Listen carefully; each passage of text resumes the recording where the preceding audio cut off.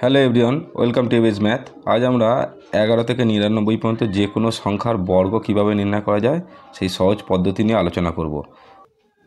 প্রথমে আমরা দেখে নিই 12 স্কোয়ারটা কীভাবে বের করব।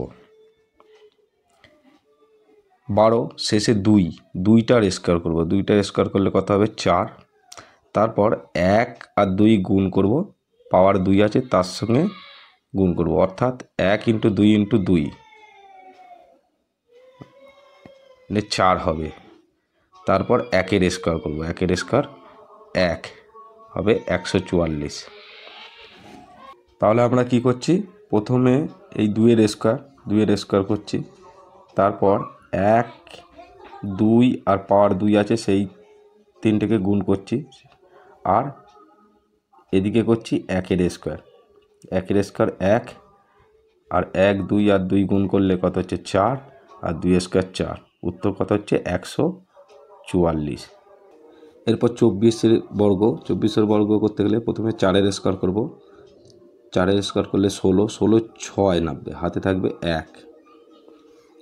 তারপর 2, 4 আর 2 গুণ করলে 4 2 8, 8 2 16, 16 আর হাতে 1 আছে 17, 17 কী হবে? 7 90, হাতে থাকবে 1।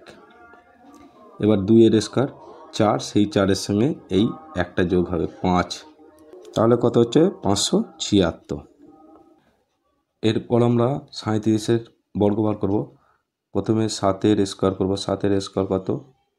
49, 49-এর 9, হাতে থাকবে 4। 3, 7 আর 2 গুণ করব। 3 7 21, 21 দুগুণে 42, 42-এর সঙ্গে এই 4 যোগ হবে, কত হবে? 46, 46-এর কত হবে? 6, হাতে থাকছে 4। আবার 3-এর স্কোয়ার কত? 9, 9-এর সঙ্গে 4 যোগ করলে 13, উত্তর হচ্ছে 1369। আরও কয়েকটা আমরা প্র্যাকটিস করে নেব, যেমন 65-এর স্কোয়ার করলে কিভাবে করা যায়। 5-এর স্কোয়ার কী হবে? 25, 25-এর 5, হাতে থাকবে কত? 2, হাতে থাকবে 2। এবার 6 আর 5 গুণ করলে 30, 30-এর সঙ্গে 2 গুণ করলে 60, 60-এর সঙ্গে হাতে 1 আছে 2 যোগ করলে 62, 62-র কত হবে? 2, হাতে থাকছে 6। এবার 6-এর স্কোয়ার 36, 36-এর সঙ্গে 6 যোগ করলে 42, সুতরাং হচ্ছে 4225। একইভাবে 74-এর স্কোয়ার যদি আমরা করি, সেটা হচ্ছে 4-এর স্কোয়ার কত হবে? 16, 16 6, হাতে থাকবে 1। এবার 4 আর 7 গুণ করলে 28, 28-এর সঙ্গে 2 গুণ করলে 56, 56 হাতে 1 আছে 57, 57-এর কত নামবে? 7, হাতে থাকবে 5। এবার 7-এর স্কোয়ার 49, 49-এর সঙ্গে 5 যোগ করলে 54, হচ্ছে 5476। একইভাবে আমরা 93-এর বর্গ করলে কীভাবে করব? প্রথমে 3-এর স্কোয়ার কত হবে?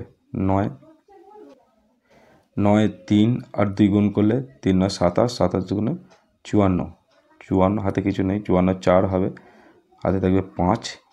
এবার 9-এর স্কোয়ার 81, 81 আর 5-এ কত হয়ে যাচ্ছে? 86, তার মানে হচ্ছে 8649। এইভাবে আমরা 11 থেকে 99 পর্যন্ত যে কোনো সংখ্যার বর্গকে সহজেই করতে। ভিডিওটি ভালো লাগলে অবশ্যই লাইক, শেয়ার এবং সাবস্ক্রাইব করবেন। ভিডিওটি দেখার জন্য অসংখ্য ধন্যবাদ।